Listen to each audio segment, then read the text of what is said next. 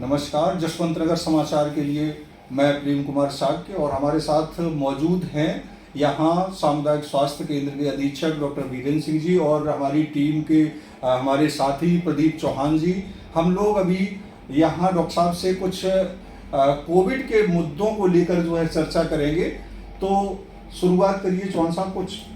Doctor साहब, सबसे पहले तो हमारे दर्शकों को नमस्कार और डॉक्टर साहब आपको भी नमस्कार। डॉक्टर साहब, जैसा कि आजकल देश में कोरोना के केस बढ़ रहे हैं, तो उन बढ़ते हुए केस को लेकर हमारे केंद्र पर किस प्रकार की क्या व्यवस्थाएं शुरू हुई हैं या शुरू होने जा रही हैं? देश में कोविड-19 के केस बढ़ रहे हैं, जिस हिसाब से उस हिसाब से हमारे पास अभी कोई ऐसी शासन की गाइडलाइन एडवाइजरी अभी नहीं आई है। हमें शासन के अनुसार काम करना होता है। स्वास्थ्य विभाग में जो गाइडलाइन आएंगी उनके अनुसार हम अपनी तैयारी रखेंगे। वैसे हमने अपना बचाव शुरू कर दिया है। लोगों को एक साथ भीड़ इकट्ठी नहीं होने देते और ओपीडी एक एक करके देखते हैं। थोड़ी दूरी बनाना हमने ये एहतियात शुरू कर दिया है अभी से। आपने एहतियातन अपने आप में सुधार करने शुरू कर दिए हैं। तो डॉक्टर साहब, हम ये जानना चाहेंगे आपसे, पिछली बार हमारे केंद्र पर किस प्रकार का कोविड को लेकर रहा, क्या तैयारियां थी हमारी? पिछली बार जो कोविड की लहर आई थी 19 में, तो ये L2 बना था यहाँ पे। तो यहाँ पे जो कोविड पॉजिटिव जो पेशेंट थे यहाँ पे रहते थे और उनका इलाज होता था, फिर वो ठीक होने के बाद वो घर जाते थे। ये इटावा जनपद में मात्र एक ही सेंटर बना था, CHC जसवंत नगर। डॉक्टर, जैसे कि कोरोना का जो माहौल बन रहा है, तो हम एक बिल्कुल सामान्य रूप से आपसे ये जानना चाहेंगे, इसके क्या प्रारंभिक या सामान्य लक्षण होते हैं जिनसे एक आम व्यक्ति ये समझे कि संभावना है उसे कोरोना ना हो? कोविड-19 आप मान के चलिए सामान्यतः जुकाम, खांसी, बुखार से शुरू होता है। अगर ये लक्षण उसको बढ़ते जाएं, अगर किसी को बुखार है सामान्य, वो बुखार बढ़ जाए 104, 105 डिग्री बढ़ जाए, उसको सीने में दर्द होने लगे, सांस लेने में परेशानी और उसका SpO2 फॉल हो जाए, तो इन्हीं चीज़ों के चलते फिर हम उसकी जांच कराने भेजते हैं। फ़िलहाल 8 ब्लॉक में, सभी 8 ब्लॉक में इटावा के में कहीं भी अभी जांच की RT-PCR की सुविधा अभी तो नहीं है। अगर ऐसा समय आया कोविड की बढ़ती हुई उसको देखते हुए, तो सभी जगहों पर कोविड-19 की जांचें होंगी। RT-PCR एक इसका स्पेसिफिक जांच होती है।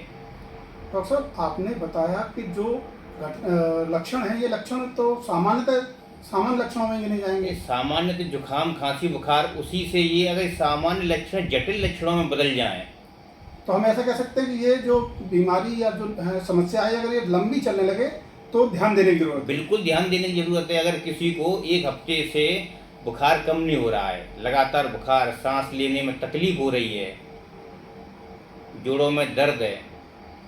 अच्छा डॉक्टर साहब, एक चीज़ और पूछना चाहेंगे आपसे। जैसे आपने बताया आपके यहाँ अभी इस प्रकार की सुविधा शुरू नहीं हुई है, और अगर कोई व्यक्ति इन सब लक्षणों से पूरी तरह से मैच खा रहा है, तो आप अभी क्या करेंगे उसके लिए?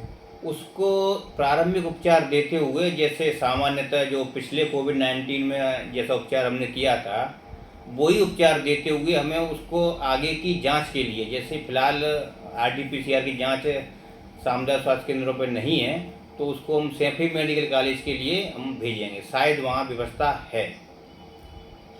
डॉक्टर साहब, जैसा आपने बताया कि आप तैयारी भी कर रहे हैं और आप सैफई भेजकर उनका संभावित उपचार भी कराएंगे।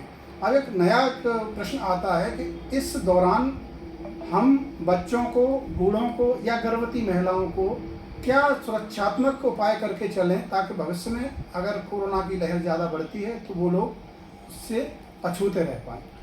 इसमें बच्चे हुए, गर्भवती महिलाएं हुई, बुजुर्ग हुए, इनका जो है इम्यूनिटी पावर कम होता है, तो इनको थोड़ा सा ज़्यादा सुरक्षा की आवश्यकता रहती है। बच्चे हैं, उनका इम्यून सिस्टम कमज़ोर होता है, गर्भवती महिला है, उसका इम्यून सिस्टम कमज़ोर रहता है, और जो बुजुर्ग लोग हैं 60 साल से ऊपर, वो भी कमज़ोर रहते हैं। तो इनको एहतियात बरतना है और मतलब बहुत सावधानी के साथ रहना है इनको।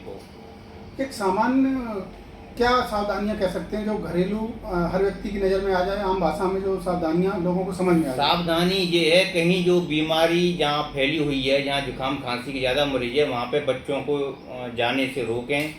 और बुजुर्ग हैं, इस समय गर्मी का मौसम है, दोपहर में कहीं बाहर न जाएं और अपना सादा खाना खाएं, पानी ज़्यादा पिएं। अगर ऐसा कुछ लगता है कि सर्दी है, बुखार है, सांस लेने में तकलीफ है, तो प्राथमिक उपचार के लिए आप सामुदायिक स्वास्थ्य केंद्र जसवंतनगर आ सकते हैं।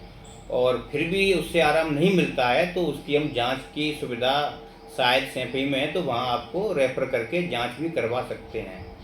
जैसा भी बातचीत में एक नया निकल के आया कि खान पान, तो खान पान के बारे में बताइए कि एक बचाव के रूप में क्या खान पान खाना मतलब शुरू किया जाए ताकि कोरोना के जो संभावित लक्षण हैं उनसे बचा जा सके। देखिए, खान पान तो हेल्दी फूड लें, बच्चों को अच्छा खाना दें, बाहर के जो चटपटी चीज़ें हैं और आपके स्पाइसी फूड हैं ये वो नहीं दें। सादा खाना जो घर में बनता है, हेल्दी फूड, फल वगैरह दे सकते हैं, मौसमी फल दे सकते हैं, दूध दे सकते हैं। ये सामान्यतः मतलब सामान्य भोजन दें, हेल्दी फूड दें उनको, बाहर की चीज़ें खाने से थोड़ा सा परहेज रखें। बहुत बहुत धन्यवाद डॉक्टर साहब आपका। आपने कोरोना से जुड़े हुए जो भी हम लोगों के सवाल थे उन पर अपनी नज़र रखते हुए बारीकी से आम जन के लिए वो कैसे सुरक्षा कर सकते हैं और कैसे अपना बचाव कर सकते हैं, इस पर अपने विचार रखे। बहुत बहुत धन्यवाद। हमारे दर्शक जसवंतनगर समाचार के जितने भी हैं वो देख रहे हैं इस वीडियो को, और एक सवाल और निकल के आया था, कुछ लोगों ने कहा था कि रविवार के दिन हॉस्पिटल पे डॉक्टर साहब बताएंगे कि क्या व्यवस्थाएं रहती हैं। रविवार को एक मेडिकल ऑफिसर की ड्यूटी रहती है। यहाँ पे 2 मेडिकल ऑफिसर हैं, एक दिन छोड़ के एक की ड्यूटी रहती है और 24 घंटा अपने ड्यूटी में अपने रहते हैं वो। और जो उपचार के लिए ऐसे कोई भी मरीज आता है गंभीर अवस्था में तो उसको प्राथमिक उपचार दिया जाता है, उसके बाद उसको सैंपई रेफर करना होता है। और सामान्य उपचार होता है तो हम उसको देते हैं। डॉक्टर साहब लगातार सेवा में तत्पर रहते हैं, आपकी टीम जो है पूरी नियमित रूप से जो है यहाँ कार्य करती है। जो प्राथमिक सेवा हैं जो कि सामान्य जन को उपलब्ध होनी चाहिए वो सभी मेरे पास उपलब्ध हैं। और 24 घंटा यहाँ पे अस्पताल खुला रहता है। ऐसी बात नहीं है कि अस्पताल पे कोई नहीं है, ऐसा कुछ नहीं है। मैं 24 घंटे खुद रहता हूँ यहाँ पे और मेरी टीम, पूरा स्टाफ, फार्मासिस्ट, वार्ड बॉय सभी लोग रहते हैं यहाँ पे, ऐसा नहीं है। यदि हमारे दर्शकों का कोई और सवाल है तो हमारे कमेंट बॉक्स में आकर जो है अपना सवाल छोड़ सकते हैं, ताकि हम आपके सवाल को जो है डॉक्टर साहब के माध्यम से जवाब अगला वीडियो जब हम बनाएंगे तो आपके जितने भी सवाल हैं कोशिश करेंगे सारे सवालों के जवाब डॉक्टर साहब के माध्यम से ही आप तक वीडियो के माध्यम से पहुँचाएँ।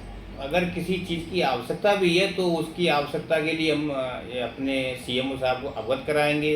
कोई चीज़ की कमी है तो वो हम उनको बताएंगे ताकि वो जनता के लिए आ जाए और ताकि वो स्वास्थ्य लाभ ले पाएँ।